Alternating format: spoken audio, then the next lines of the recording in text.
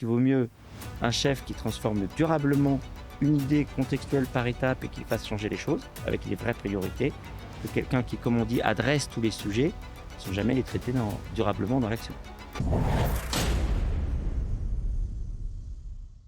Bonjour à tous, bienvenue sur Impact, le média de ceux qui agissent. Je voulais, avant de vous présenter notre invité prestigieux, vous parler de l'évolution de la chaîne. Vous êtes de plus en plus nombreux à nous suivre et vraiment merci. Merci également pour tous vos commentaires, c'est très enthousiasmant. N'hésitez pas à chaque fois à nous faire des propositions, à réagir à ce qui peut être dit ici. Évidemment, l'idée, c'est de continuer cette aventure, à la développer ensemble. Donc n'hésitez pas à partager à vos proches, liker la vidéo. N'hésitez pas évidemment à en discuter autour de vous. Chaque invité développe un thème en particulier, un sujet. Donc n'hésitez pas également à retourner dans l'historique de tous les entretiens qui ont été faits parce que je suis sûr que vous trouverez les thématiques qui vous concernent spécifiquement.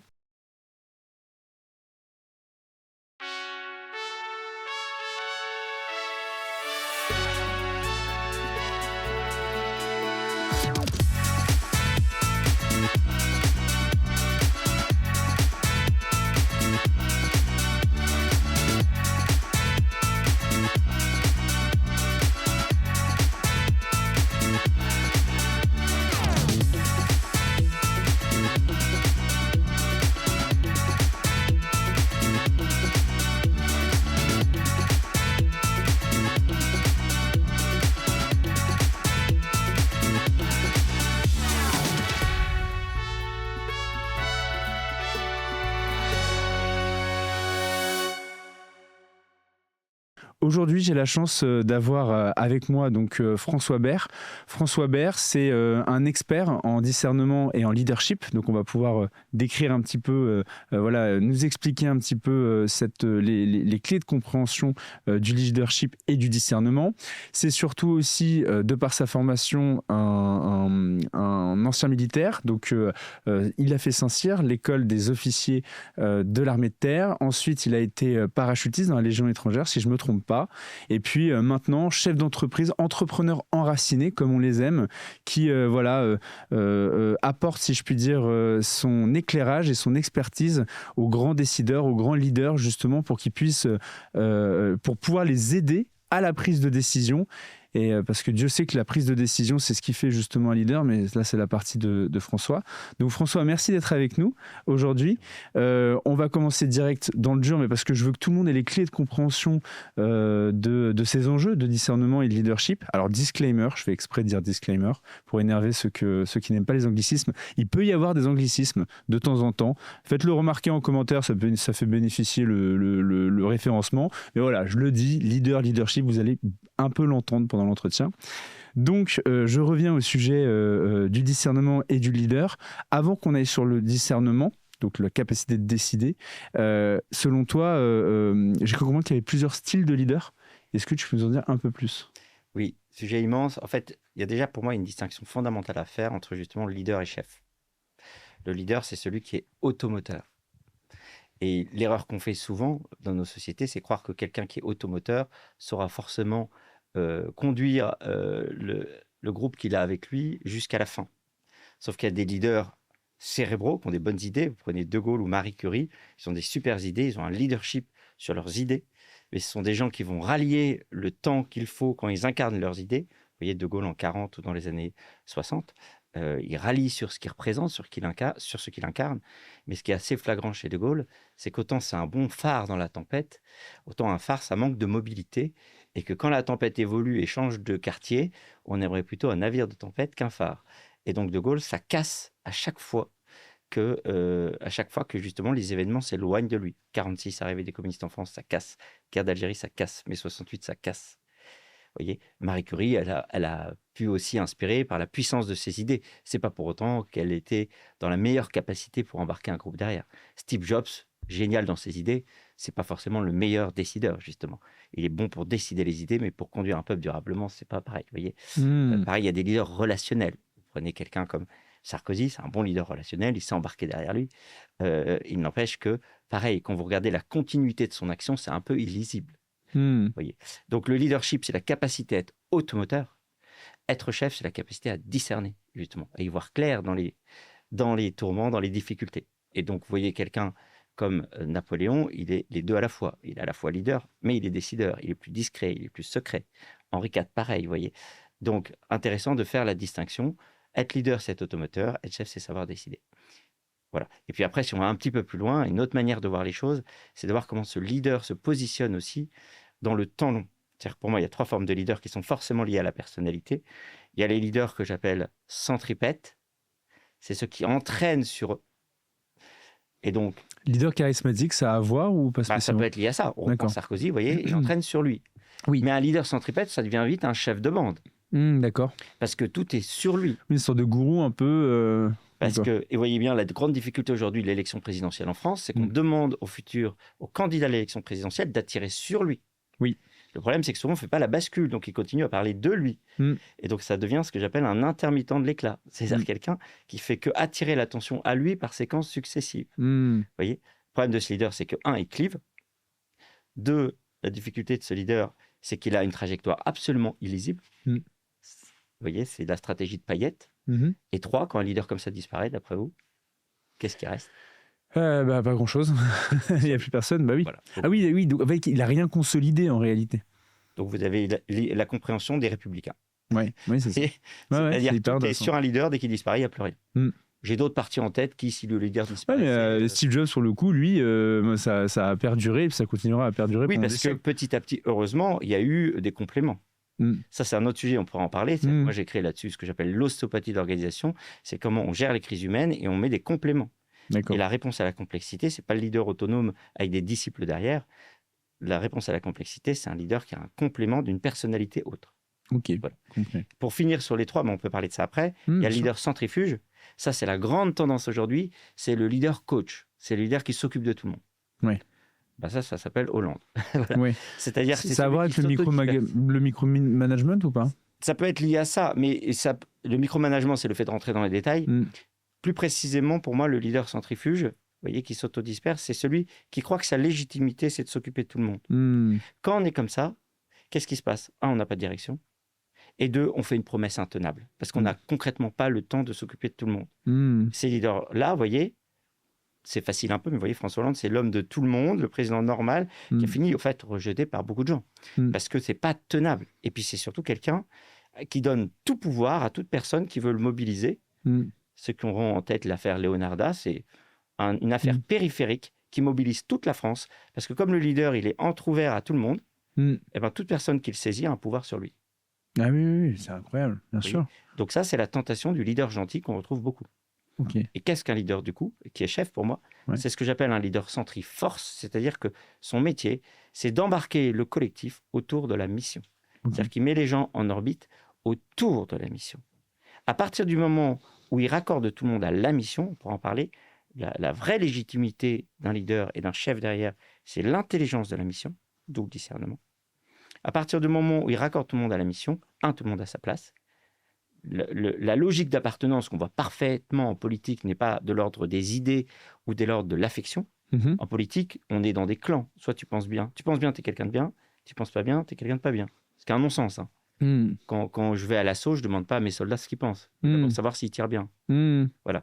Donc je les rallie sur le talent, pas sur les idées. Soit Et sur les compétences. sur les compétences. Oui, oui. Vous voyez, en politique, on fait ça. On va arbitrer quelqu'un qui est une quiche en compétences. Mais parce qu'il soutient telle ou telle personne et que du coup, dans la cour de l'organisation du parti politique, il compte ou pas d'ailleurs. Donc c'est une logique d'idée, c'est une logique d'affection. Le leader centriforce, il définit les gens par rapport à leur talent et leur contribution à la mission.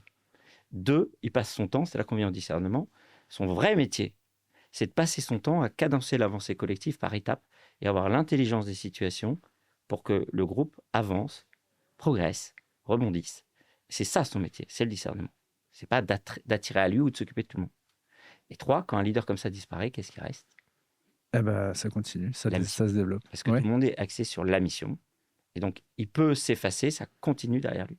Oui, et puis c'est très intéressant parce que justement, cette fameuse mission et le fait que en fait, le leader doit se mettre au service de la mission.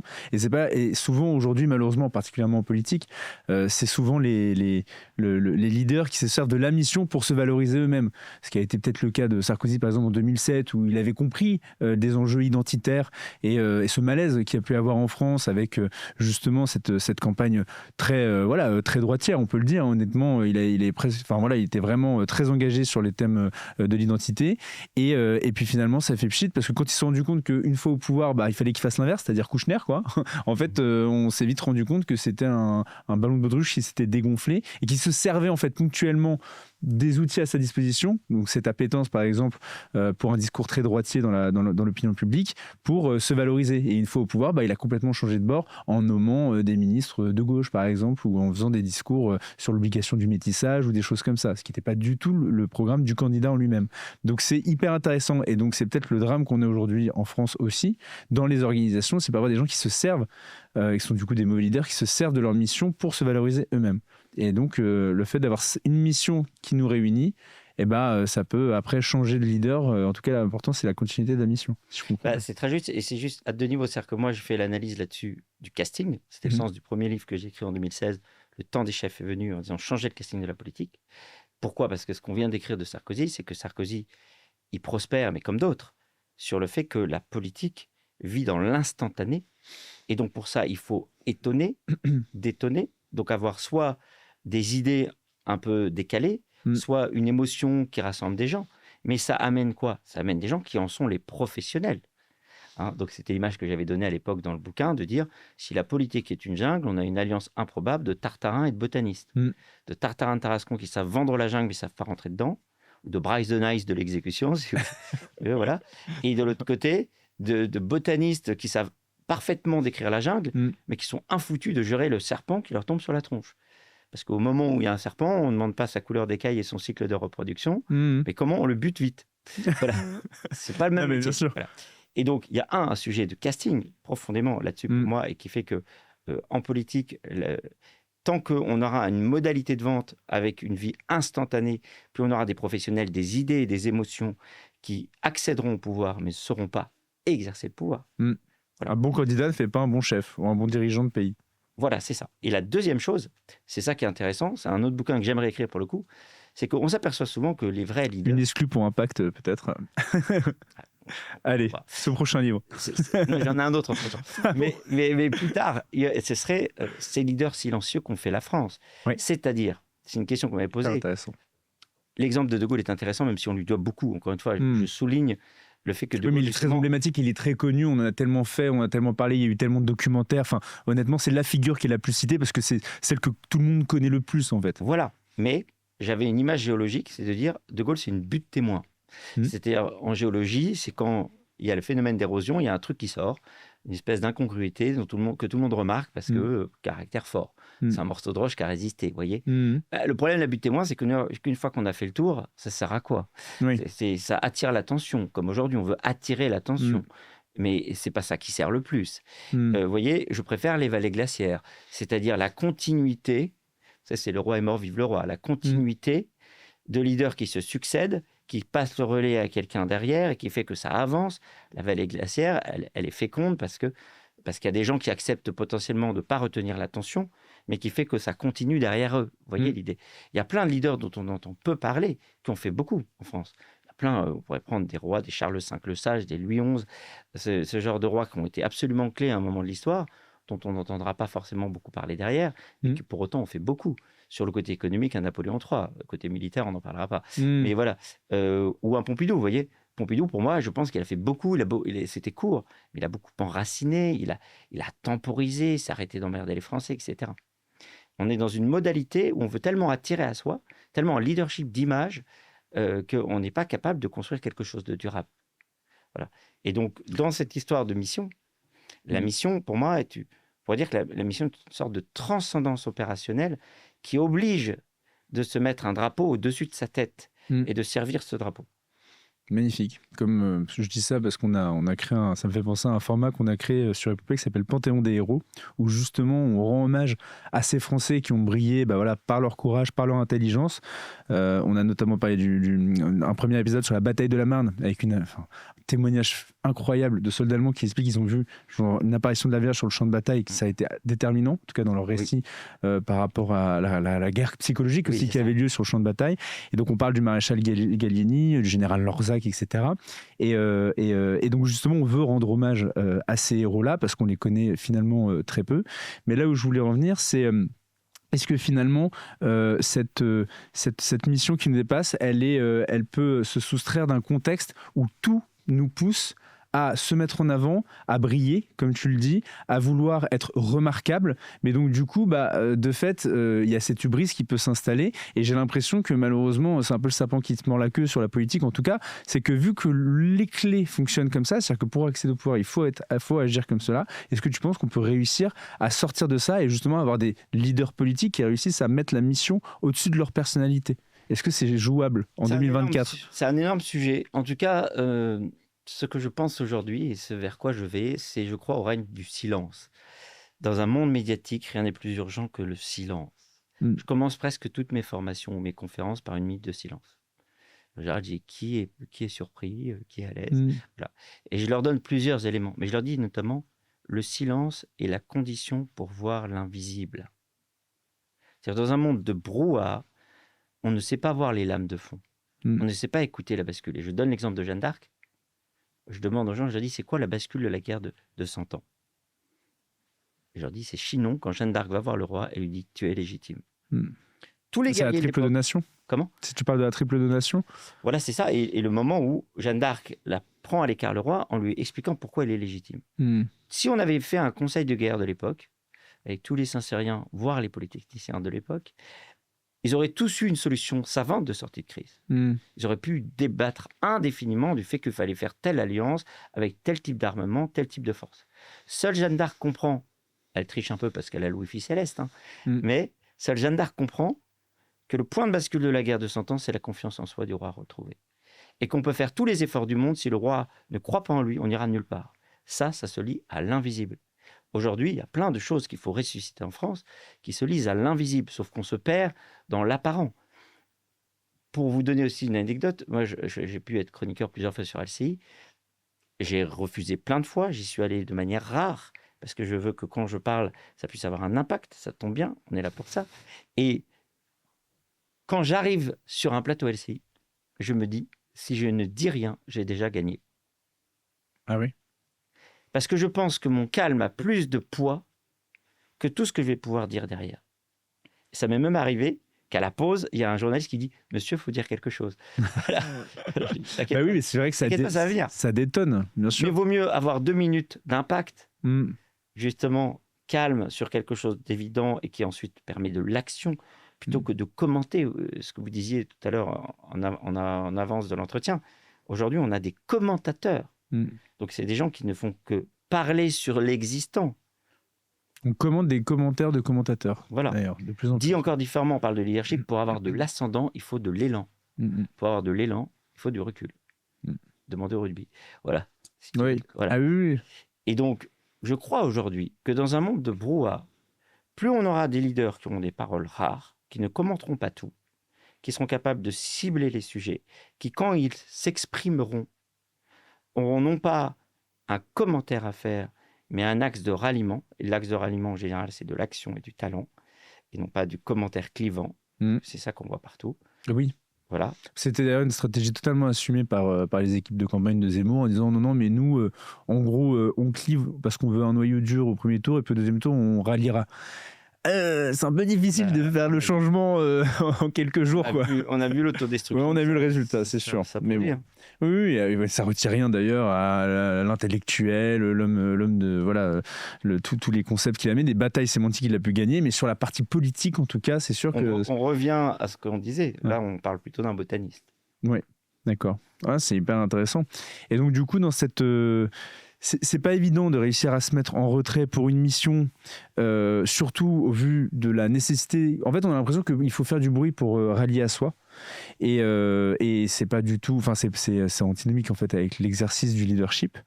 Et donc du coup, comment avoir les clés de discernement, parce qu'on revient à ce thème, à ton thème de prédilection, comment avoir les clés de discernement voilà, d'un leader aujourd'hui en 2024. On est dans l'action, ça peut être un leader politique ou un chef d'entreprise, hein, parce que nous aussi, de fait, voilà, on est là aujourd'hui, il y a des caméras, on communique, après on va envoyer ça sur les réseaux sociaux, etc. On va retirer des extraits, des anecdotes, des moments un peu punchy, comme on dit, pour justement susciter l'attention.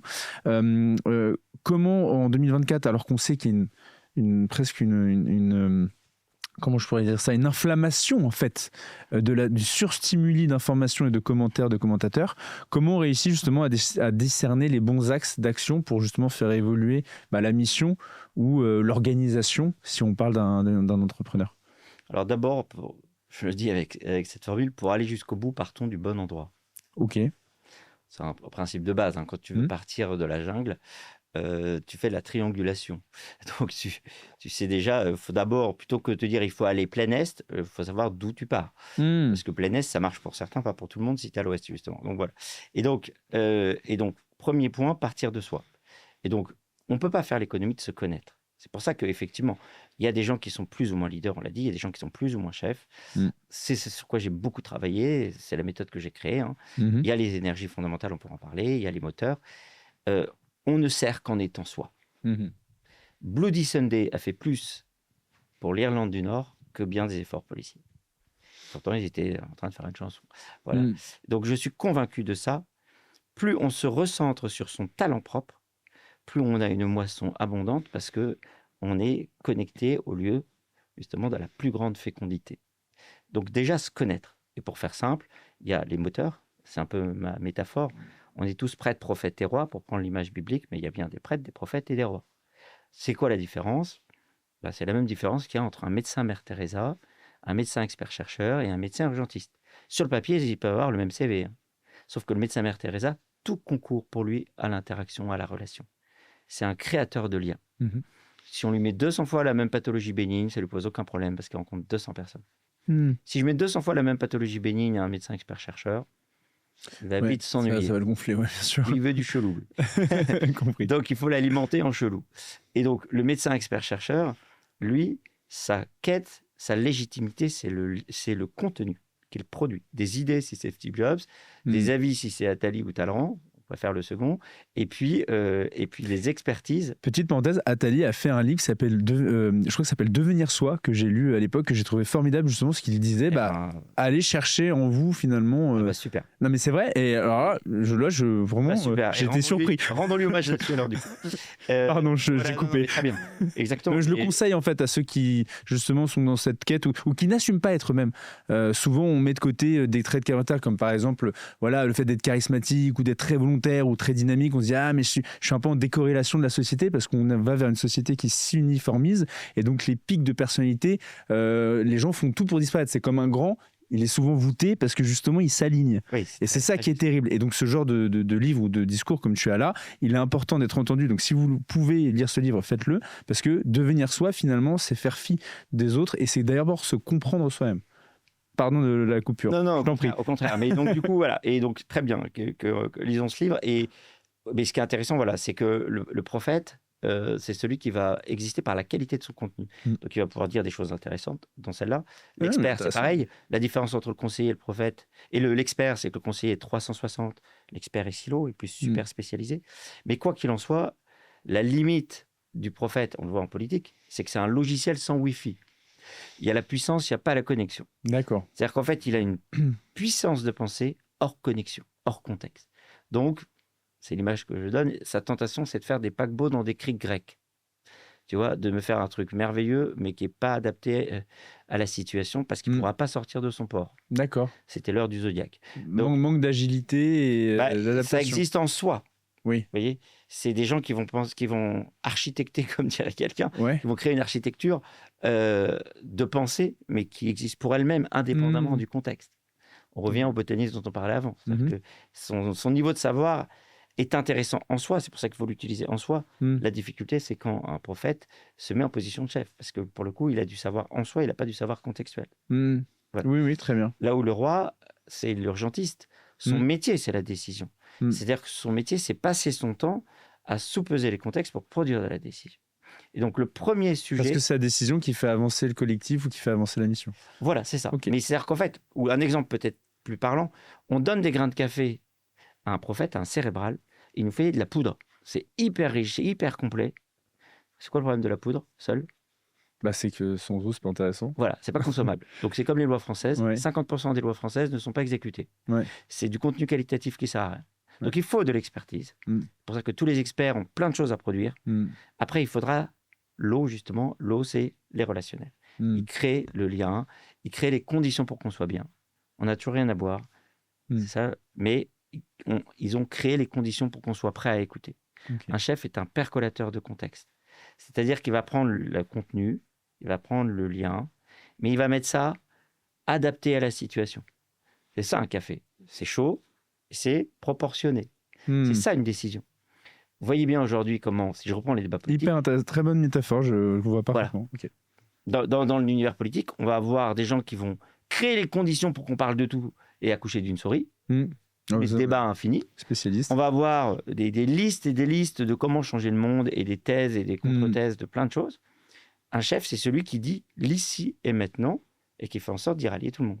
Et vous voyez bien comment c'est un manque crucial aujourd'hui parce qu'on arrive avec des programmes qui sont chargés de plein de promesses, mais la réalité ne se transforme pas parce qu'il vaut mieux un chef qui transforme durablement une idée contextuelle par étape et qui fasse changer les choses avec des vraies priorités que quelqu'un qui, comme on dit, adresse tous les sujets sans jamais les traiter durablement dans l'action. Alors, je vais employer un terme qui peut prêter à sourire, mais est-ce qu'il n'y a pas une certaine forme, peu importe le clan politique, même je dirais dans certaines grandes structures, hein, moi il y a des boîtes du CAC 40, honnêtement, qui fonctionnent un peu comme dans le public, quoi. Honnêtement, c'est des hauts fonctionnaires qui gèrent les entreprises, en fait. Mais est-ce que finalement, les gens ne s'interdisent pas d'agir, donc de décider, parce qu'ils sont dans une forme de conservatisme en se disant « Ah bah, si je ne décide pas, je ne m'expose pas ». Et c'est comme ça qu'on voit des fleurons industriels être rachetés évidemment par l'étranger, alors qu'honnêtement, c'est juste une fierté nationale d'avoir ce genre de savoir-faire en France. Mais du coup, comment on peut réussir à... Parce que moi, je vois très bien, même à droite, il y a beaucoup de gens qui n'osent pas se positionner parce que justement, ils ont toujours peur du bâton qui va leur tomber dessus, alors qu'en fait, c'est un coup de qui tout double ou d'échec et mat, en fait, le mouvement. Le mouvement, c'est hyper important. Mais donc, comment faire comprendre à ces gens-là qu'il vaut mieux agir, prendre une décision, même parfois une mauvaise décision, mais la prendre, plutôt que d'être dans l'attentisme, d'être dans le conservatisme, de l'immobilisme, et du coup, planter la mission. J'ai 3 niveaux de réponse qui continuent sur notre sujet, qui est comment construire un leader. Donc, encore une fois, problème de casting. Les difficultés dont vous parlez, c'est souvent quand on met le super haut fonctionnaire expert, il sait tout sauf décider. Bah oui. Oui, bon, voilà. Oui, mais il a le diplôme et il a la validation. C'est comme quand on lève des fonds. On donne des fonds à un entrepreneur qui a réussi 5 boîtes. On donne pas des fonds à un entrepreneur qui part comme ça. C'est insupportable. Et ça ne veut pas dire pour autant qu'il n'est pas bon. Mais c'est le problème, c'est qu'encore une fois, l'excès parfois de savoir est paralysant. Donc les gens qui sont d'abord dans l'expertise, je reviens à mon botaniste, il voit un serpent, il ne pense pas comment le tuer, il pense à le décrire. Voilà. Et donc le premier sujet reste quand même le casting.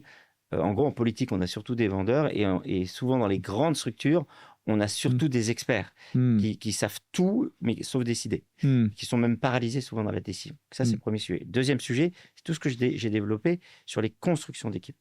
Donc, ce que j'appelle l'ostéopathie d'organisation, qui est que plutôt que de vouloir former des chefs supersoniques, le premier vrai levier, c'est de créer des compléments. Donc, plutôt que de me mettre Einstein, Attali et Juppé ensemble, ce qui fait qu'on a des boîtes qui planent à 10 000, mais personne ne s'est décidé quoi bouffer à midi. Oui. Voilà. Et bien, il faut avoir plutôt... Voilà, quand je vois Einstein en liberté, c'est un métier. C'est-à-dire que moi, j'interviens dans les boîtes et je crée ça. Je fais un audit des personnalités présentes. Je vois qui est qui manque, qui est en trop, qui parfois est toxique aussi, c'est un autre sujet. Et je crée ensuite le complément. Donc, Einstein, je lui trouve Indiana Jones ou Bijard en numéro 2. Ouais, je vois très bien. C'est des vrais compléments. Chercher des complémentarités, ouais. Voilà. Donc là, il y a un vrai sujet. C'est-à-dire que les experts, ils sont souvent... La tentation, je suis un peu dur avec eux, ils ont d'autres talents quand ils sont pleinement experts. Mais quand ils sont chefs, leur tentation, c'est la consanguinité. C'est prendre des gens pareils. Moralité, ils tournent en rond à dire on est d'accord. J'allais dire, l'image, c'est que la guerre arrive, il y a les chars qui sont en train d'arriver. On est d'accord, la situation est critique, on est d'accord. Voilà. Fais-toi écraser. Mais donc, c'est là qu'il faut des complémentarités et accepter le principe d'avoir des personnalités différentes qui viennent vous confronter et qui viennent vous donner une réalité de terrain et qui viennent aussi vous muscler sur la capacité de décider quand vous ne l'avez pas naturellement. Et le troisième point, c'est la démarche de l'école du discernement que j'ai pu créer il y a 5 ans, c'est de former les décideurs à la prise de décision. C'est-à-dire qu'on aperçoit qu'aujourd'hui, on forme les décideurs à tout sauf à décider. On part du principe que ça va tout seul. On part du principe que c'est qu'une question d'information. Mhm. Et effectivement, François Hollande nous a montré qu'avec la bonne information, on s'arrête là. Voilà. Voilà. Donc, c'est pas un sujet d'information, c'est un Mhm. sujet de mécanisme intérieur. Mhm. Et donc, vous voyez bien que former à l'intérieur, c'est ça tout le sujet pour avancer. Ce que vous soulignez à juste titre, c'est que pour faire avancer les gens, effectivement, il faut être capable de prendre ce risque. C'est là-dessus que j'ai beaucoup travaillé. Il y a plusieurs niveaux de décision. La décision stratégique qui prend du temps. Il y a la décision courante pour laquelle on a moins de temps, mais qui va se construire par étapes successives. J'ai 2 images pour ça. Première image, elle est très simple, c'est que pour qu'il y ait rebond, parce qu'on parle souvent du fait qu'il faut rebondir en toutes circonstances, pour qu'il y ait rebond, il faut bon. Voilà. Bah oui. Donc si on se lance Ça jamais, décolle. on n'avancera jamais. Faut Donc il y a toujours une force prise de de risque synergie. au départ. Ouais. C'est comme quand je suis au fond d'une montagne. Si j'attends d'avoir vu sur le sommet pour me lancer, je vais attendre longtemps. Il faut que j'aille sur le premier col. Au col, je recale et ainsi de suite, je calibre. Voilà. Mais c'est contre-intuitif pour le géographe, si on prend des métaphores, en montagne. Parce que lui, il va indéfiniment regarder la carte et jamais avancer. C'est l'aventurier qui va dire, OK, tu vois le col, allez, on va au col, de là on verra mieux. Bah, y a un autre point contre-intuitif que j'ai découvert donc, dans le livre Le Discernement, qui est un livre qui a été écrit justement par François Bert, à l'usage de ceux qui croient qu'être intelligent suffit pour décider. Et tu expliques, je crois que c'est dans les premiers chapitres, où tu dis il faut que le leader prenne le temps du recul, quitte à ne rien faire. Et c'est même important qu'il ne fasse rien. Ça m'a fait un bien fou quand j'ai lu ça.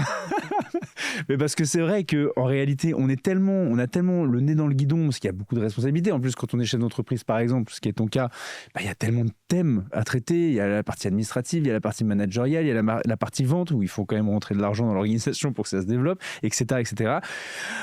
On respire jamais. Et bien donc, du coup, cette fameuse prise de décision stratégique, on n'a jamais vraiment le temps de la réfléchir. Oui. Et c'est là où, moi, donc, ça fait totalement écho. Et je me permets maintenant, notamment quand je fais du footing, de me laisser aller à la réflexion. Et effectivement, ça aide à prendre des décisions. Mais c'est pas toujours évident parce qu'on culpabilise aussi. Est-ce qu'il n'y a pas une certaine forme de... Vu que tout va très très vite, en fait, le leader, j'ai l'impression qu'aujourd'hui, il lutte beaucoup contre le temps qui est le sien. Parce que quand on était roi à l'époque, qu'il n'y avait pas de téléphone portable et de réseaux sociaux et de crise à répétition, parce qu'il y a ça aussi. Il y a le business de la crise systématique. Donc c'est hyper compliqué, en fait, de prendre du recul. Ben, c'est ça que justement, le premier courage des leaders qu'on doit attendre aujourd'hui, c'est rétablir un bon espace-temps. C'est-à-dire qu'il y a une dictature qui est d'ailleurs assez convergente, du temps des experts qui croient que la vie est un tableau Excel et qui croient que parce que c'est écrit, ça va le faire, et du temps des communicants qui sont ce que j'appelle des stratèges de pixels. C'est-à-dire que c'est des obsédés du point. Voilà. Et un des points que je développe justement, c'est la deuxième image dont je voulais vous parler, c'est qu'on mesure une décision non pas sur un point, mais sur une trajectoire. Et donc, il faut s'apaiser sur le point, il y aura le temps de recaler, etc. Et après, sur le reste, un chef doit précisément, pour moi, résister à cette pression permanente de l'image et du savoir au sens réponse à tout, pour rétablir le règne de l'évidence. C'est quoi le discernement? Je le définis comme ça. C'est de l'écoute accumulée jusqu'à l'évidence.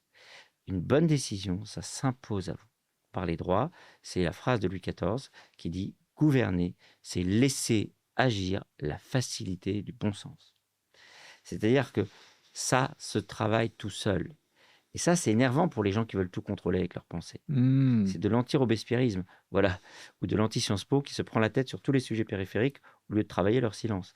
Et donc, laisser agir la facilité du bon sens. Le bon sens, ça devient facile parce qu'on lui a laissé son déploiement. On a tous connu ça, de se réveiller un matin sur un sujet qui nous travaillait depuis longtemps, en disant bon sang, mais c'est bien sûr, c'est ça qu'il faut que je fasse. Et en général, c'est là qu'on a la meilleure décision parce qu'on a laissé travailler les choses. C'est quoi l'évidence? C'est la manifestation calme et répétée de la réalité. C'est-à-dire que le fantasme ou le raisonnement, qui sont des fausses évidences, ce sont des évidences intellectuelles ou des évidences émotionnelles, respectivement, nous font contrôler les choses. C'est comme si on choisit un conjoint sur la base de critères, ou comme si on se laisse envoûter dès qu'il y a un regard amoureux. Ça s'appelle du raisonnement et du fantasme. Dans la durée, c'est pas possible. Non. Ça ne dure pas. L'évidence s'installe calmement, parce que c'est la réalité qui vient à vous. bah, il faut le laisser le déployer. Il n'y a pas, C'est de ce qu'on possibilité. t'appellerais ça un peu l'instinct aussi, c'est ce qu'on a pu. Moi, j'ai peut-être un petit peu entendre. J'ai souvent entendu des entrepreneurs parler d'instinct. Moi, j'arrive à prendre les décisions comme ça. Je l'expliquerai pas forcément, mais je sais que c'est ça qu'il faut faire. Et puis Alors, finalement, oui et non. C'est-à-dire qu'en fait, je dirais, là, pareil, il faut distinguer deux choses. C'est-à-dire que je fais exprès parce qu'on en parle beaucoup dans les podcasts d'entrepreneuriat, de l'instinct, voilà. j'y crois aussi, ce que je pourrais appeler l'instinct opérationnel, parce qu'il ne soit pas pris pour de l'instinct primaire. Mais je dirais deux choses là-dessus. C'est qu'il faut calibrer l'instinct par rapport au niveau de décision. La décision stratégique, il faut du temps. Donc, pour challenger, pour mettre en cause, parce que je sais qu'il y a le disclaimer, mais pour mettre en cause, voilà, Faut y aller. pour mettre au défi son instinct, Bravo. il faut ce que j'appelle faire le jokari de l'évidence. C'est-à-dire qu'une bonne décision, c'est comme, je vais prendre l'exemple amoureux, la différence entre un coup de foudre fantasme et un coup de foudre évidence. Le coup de foudre fantasme, on s'accroche à lui de peur qu'il s'envole. Donc c'est là qu'on croit, je le sens trop, truc machin. Oui. Faut savoir qu'un sentiment amoureux repose sur un traumatisme souvent. Hein. C'est des traumatismes qui se parlent entre eux, pour info. Donc Ok, intéressant. voilà, oui, c'est ça. L'émotion forte vient de ce qu'un traumatisme trouve un répondant, et voilà, en creux ou en plein, qu'importe. Donc ça mérite d'être ajusté. Voilà. Et donc dans le coup de foudre fantasme, justement, on s'accroche à lui, et les gens qui se retrouvent dans des situations pas possibles, c'est tu te rends compte, l'émotion était tellement forte. Ouais. Tu te faisais piétiner, mais c'est pas grave, l'émotion était tellement forte. C'est ça le coup de foudre fantasme. Okay. Et donc on s'accroche à lui, on lui donne un pouvoir tout puissant. Donc c'est de l'instinct biaisé. Ouais, bien sûr. Voilà. Ou c'est du fantasme qu'on pourrait appeler de l'intuition émotionnelle, mais trouble. Voilà. Là où l'évidence, elle existe, c'est là que l'instinct mérite, quand c'est stratégique, d'être mis en cause et mis à l'épreuve par ce que j'appelle le jokari de l'évidence, c'est-à-dire que le coup de foudre, évidence, c'est que vous repoussez la proposition par la personne, vous pensez à autre chose, vous voyez d'autres gens, vous autorisez de faire d'autres choses, et vous voyez si ça vient de soi, quand vous y pensez pas. C'est assez fou, hein. Il y a un petit côté providentiel dans ce que vous racontez. Pourquoi ça revient forcément? Sans prendre un exemple amoureux qui est plus complexe, je suis sûr que plein de fois, on vous a proposé des projets qui vous paraissaient merveilleux, et 15 jours plus tard, ça vous était complètement sorti de la tête. Et à l'opposé, pourquoi? Parce que votre cerveau est trié. En disant, c'est beau en soi, mais c'est pas beau maintenant pour moi. La logique dit ce qui est bon en soi, le discernement dit ce qui est bon maintenant pour moi. C'est vrai.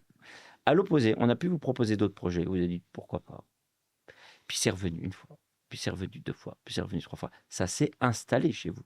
C'était donc votre réalité. Le discernement, c'est l'écoute de la réalité. Incroyable. Ok, tout à fait. Donc ça, c'est le premier point. Deuxième point sur l'instinct, je fais une distinction importante entre l'instinct et l'intuition. Pourquoi? Parce que entre l'instinct et l'intuition. Il y a des intuitions qui nous mettent dedans. Exemple d'intuition politique qui a eu un mauvais instinct. Quand De Gaulle voit la tendance métapolitique de l'Algérie et de la France, hein, je ne veux pas combler les deux églises, deviennent combler les deux mosquées, il voit ce que peut devenir la tectonique des plaques migratoires, il peut avoir une intuition du temps long qui est bonne, mais quand il dit du coup, barrons-nous tout de suite de l'Algérie, il a un instinct pourri. C'est-à-dire qu'il ne traduit pas la vision lointaine en instinct de la décision intermédiaire qui permet ce qu'il pourrait rechercher. Mais il a même fait pire que ça, il a dit « je vous ai compris ». Voilà. C'est ça qui est étonnant. Ça c'était en plus parce qu'il savait déjà ce qu'il voulait. Mais ça c'est encore de la stratégie. Mais ce qui est intéressant, c'est que, vous voyez, il y a des gens qui ont des bonnes intuitions finales, qui peuvent voir vers quoi on va, mais qui n'ont pas du tout la vision de la décision intermédiaire qui permet les choses. C'est ça l'instinct. On peut dire que l'instinct, c'est de l'intuition avec frein. C'est-à-dire de l'intuition proportionnée à ce qui nous est demandé de faire maintenant. D'accord. C'est prendre en considération cette tendance ou ce ressentiment qu'on peut avoir, mais en le laissant agir et en ne s'en servant pas immédiatement comme une prise... En le proportionnant à la décision qui nous revient. Okay. Pour reprendre pareil, l'exemple, ce que je disais aussi de Gaulle sur la montagne, il imagine tellement les sommets qu'il en oublie l'école. En réalité, quand en montagne, tu vas tout droit, tu fatigues vite. Hein. Il va falloir que tu aies l'intelligence d'école, l'intelligence des étapes. Ou pareil, on peut avoir un coup de fil commercial ou un date qui ne rappelle pas.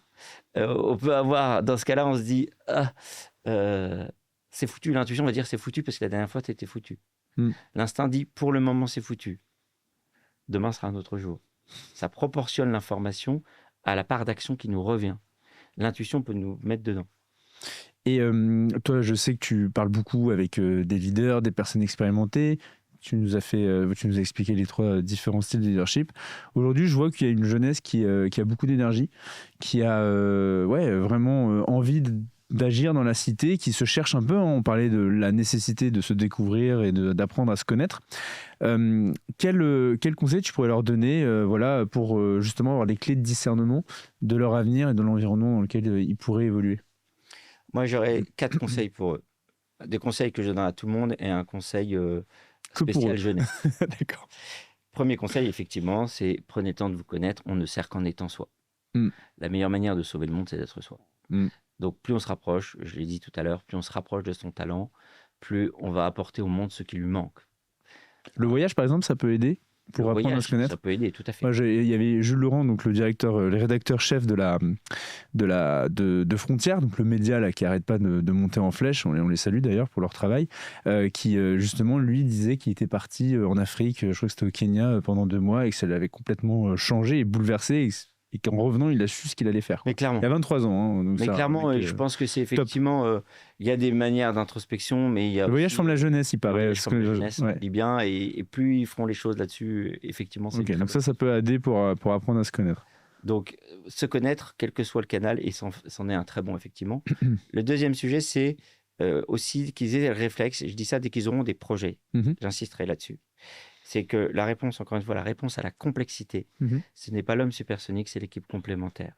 Et donc, qu'ils aient d'emblée le projet, dès qu'ils montent un projet, on l'évoquait tout à l'heure, d'avoir les bons compléments. Je n'ai pas cessé de voir des projets qui partaient dans le mur parce que les gens croyaient que l'idée allait suffire à elle-même.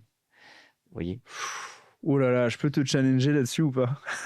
Moi, Il faut les bons choix. alors, honnêtement, il y a 2 écoles. Il y a effectivement l'école qui est assez pragmatique, hein, je le reconnais, qui est de dire, parce que j'en ai vu plein des dossiers maintenant. Moi, j'ai travaillé aussi en banque d'affaires pendant 2 ans, donc j'en ai vu pitcher des decks, etc., des dossiers d'investissement et tout.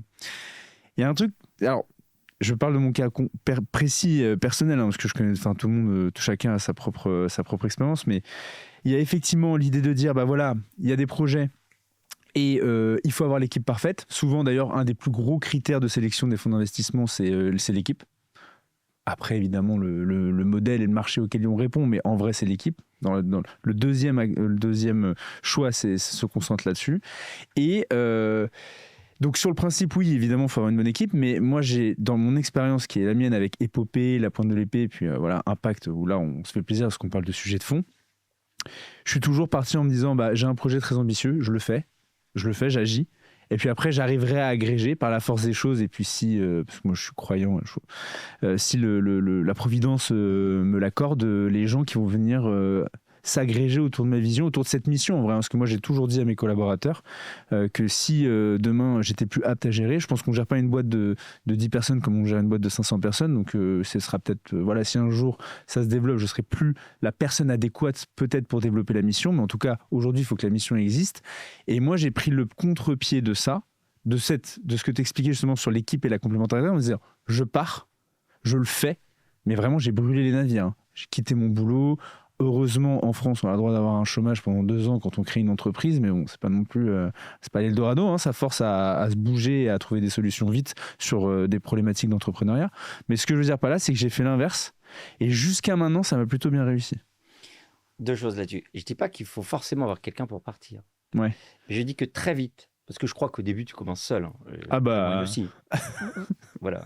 D'ailleurs, tu connais la phrase de Foch sur la décision. Dis-moi. Une décision se prend toujours en assemblée impaire. Ouais. Et 3, c'est déjà beaucoup. Voilà. et donc t'es toujours seul. Hein. Ah ouais. Donc, bon. ce qui est sûr, c'est que je crois à ça, qu'il faut y aller. Et c'est parce que tu commences et que tu creuses ton sillon. Et qu'en général, d'ailleurs, dans les moments de danger, il faut que tu y ailles parce que sinon, personne n'ira. Ça, je suis d'accord. Mais mon questionnement, c'est très vite savoir s'entourer pour que ça dure. Et pas s'entourer de disciples. Attention simplement. Ça, c'est très grand sujet, important, bien sûr. Parce que souvent, qu'est-ce qui se passe? Soit tu attires des disciples, c'est-à-dire des gens qui pensent comme toi et qui ne te complètent pas. Je me rappellerai toute ma vie le recrutement de ma première stagiaire. Je n'ai pas pris du tout celle avec qui c'était fluide et ça se passait bien. J'avais plusieurs candidates. Ouais. J'ai pris celle qui était à l'opposé de moi, qui était super structurée, pas super pointilleuse sur les détails, etc. Oui, c'était pas du tout pointilleux sur les détails, pardon, Voilà, mais... c'est pas ma première qualité. Non, je suis très structuré, Ouais. mais pour le coup, je déteste me perdre trop longtemps dans les détails. Ok. Et donc, c'était vraiment quelqu'un qui me complétait sur la partie purement très cérébrale. Voilà, Ouais, il était bien très sûr. cérébral. Donc, ce qui est certain, c'est qu'accepter le principe d'avoir une équipe de gens vraiment complémentaires en termes de personnalité Ouais. pour que ça dure. Parce que la tentation, c'est soit effectivement un groupe de disciples. Oui. Et voilà, donc ça des gens qui vivent complètement hors sol à terme parce que on se raconte. Oui. Je sais pas, j'ai des images assez haut placées, pas loin d'ici, où il y a des gens qui ont que des admirateurs autour d'eux. Oui. Donc voilà, on va dans le Et mur. c'est une catastrophe. C'est une catastrophe. Donc, et la Et deuxième moins tentation, compétent qu'eux d'ailleurs. Parce que ça aussi, moi je sais plus qui disait qu'il fallait impérativement s'entourer de gens plus intelligents que soi. bien sûr, Et je me demande si c'est pas Tapie d'ailleurs qui en parlait. C'est Bernard possible, Tapie, c'est possible. qui disait que en fait, pour avoir une vraie organisation qui fonctionne dans la durée et qui soit pérenne, il faut impérativement que le chef d'entreprise s'entoure de gens meilleurs que lui. c'est clair. Et après, mais avec meilleur, c'est la formule, mais après, pour moi, vous voyez, il y a... Au sens plus experts sur leur thématique, Ben voilà, quoi, sur leur en fait, verticalité. le chef, il a lui, entre guillemets, vous voyez, c'est comme un chef de section, Hmm. ne sera pas forcément le meilleur tireur.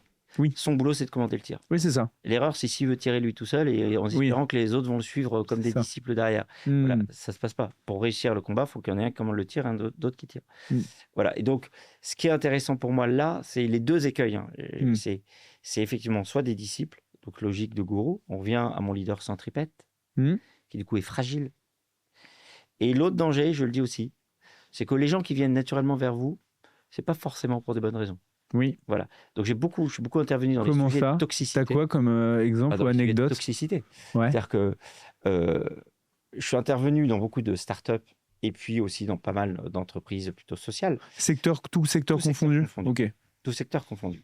Et moi, c'est un sujet que j'ai développé, sur lequel j'ai pu écrire des articles aussi que vous pouvez retrouver, mais sur les fonctionnements toxiques. Une personnalité toxique, elle est aimantée vers une personnalité pleine de vie. Donc, la personnalité toxique... C'est bien, ok. Ah oui. Mm-hmm. Ah oui. Et donc, qu'est-ce qu'elle fait? Elle dit, c'est incroyable ce que tu fais, c'est génial. Moi, le nombre de personnes, de dirigeants que j'ai vus en état de destruction ou en état de grande fragilité parce que leur associé était toxique, et je dis, mais pourquoi tu l'as choisi? Parce qu'il croyait en moi. Mais il apporte quoi? Ah ben non, rien, mais il croit en moi. Bah, c'est un peu léger, quoi.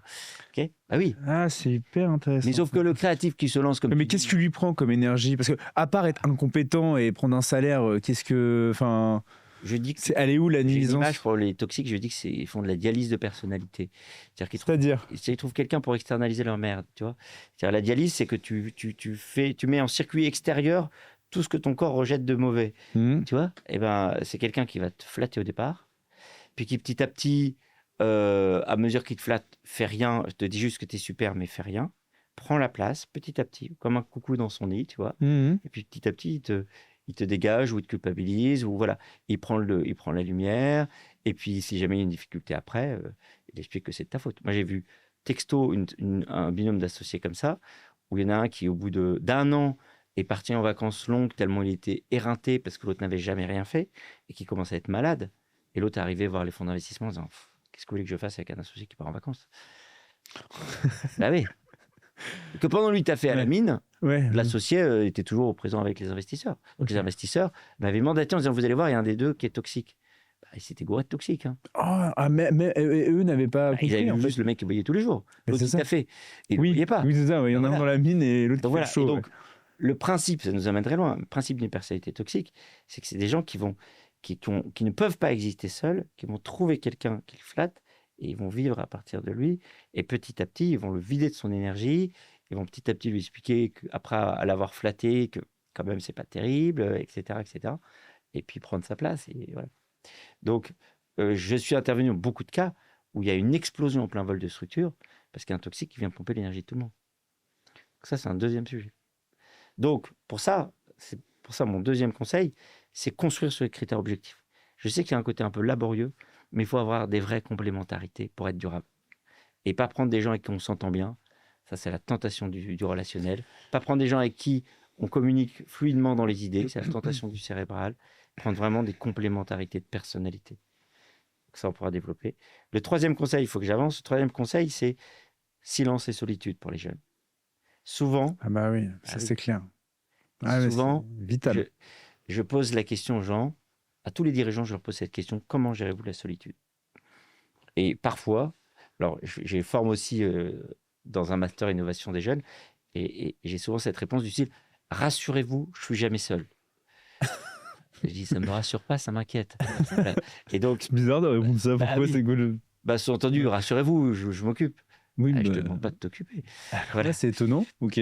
Et donc, là où c'est intéressant, c'est que on ne peut pas avoir une capacité d'autonomie dans un monde qui bouge si on n'est pas capable d'être seul. Je dis que la solitude est un creusement. Elle creuse en nous une caisse de résonance personnelle, une autonomie de pensée. Caisse de résonance personnelle, c'est Voilà. hyper intéressant. Ok, j'ai compris. Une Pour que les informations aient écho et le temps de mûrir en nous, en fait. Sinon, ça passe sur nous. Oui, ça glisse, ça ricoche. Ouais. Pour résister aux événements et leur donner une portée juste, c'est l'autre définition que j'ai du discernement, c'est l'art de donner aux choses la portée qu'elles méritent. Ça, c'est la fonction du discernement. Pour donner aux choses la portée qu'elles méritent et dire ça, on s'en fiche, ça, c'est intéressant. Ce qui fait que si des gens avaient fait ça, Sandrine Rousseau n'aurait jamais existé au niveau médiatique. Parce que, très bon exemple. Voilà, c'est-à-dire que c'est en permanence des sujets qui ne méritent pas de réponse. Oui. Elle est très forte, hein. C'est une experte en communication. Susciter oui. des débats sur du périphérique. Mais elle est super forte. Voilà. Pour moi, quelqu'un qui serait juste capable, à l'intérieur de lui-même, d'être en position de tri en disant ça va attirer l'attention, mais ça ne mérite pas de réponse, parce que ça n'apporte strictement rien à l'avancée collective, aurait fait gagner du temps à beaucoup de gens. Voilà. Donc, la solitude et le silence, il n'y a pas mieux pour devenir un leader authentique. Ok. Voilà. Et puis, dernier point que je donnerais. C'était spécial pour les jeunes. Non, le quatrième, c'était pour les jeunes. Là, celui qui arrive. Pour les jeunes, c'est lancez-vous, risquez, pétez-vous la gueule. Okay. Il y a un âge des héroïsmes, il faut y aller. Ah ouais, faites-vous plaisir, quoi. Je préfère 100 fois un jeune qui se gourre, qui se rétame et qui repart, que quelqu'un qui attend indéfiniment les bonnes choses. Oui, parce qu'il y a aussi une attente de conformisme, on en parlait dans cette société. Donc, prendre des risques. Ouais, il faut y aller. C'est l'héroïsme. Ouais. Faut pas hésiter à se vautrer, à recommencer. Effectivement, super. Écoute, merci en tout cas pour ce super entretien. Je le dis, pour ceux qui voudraient en savoir plus sur François Bert et justement sur les clés de compréhension, selon lui, du discernement. Il y a son livre qui est disponible. Peut-être un prochain. D'ailleurs, tu travailles sur quel style de thématique là bientôt? Le prochain, il est encore secret. Ouais. Mais à terme, il y aura les leaders silencieux qu'on fait là. Les leaders silencieux. Ah oui, c'est les leaders français sur l'histoire de France? Ça, j'aimerais bien y travailler un jour. Donc, plutôt les leaders français, historiques. Là, ce sera un sujet.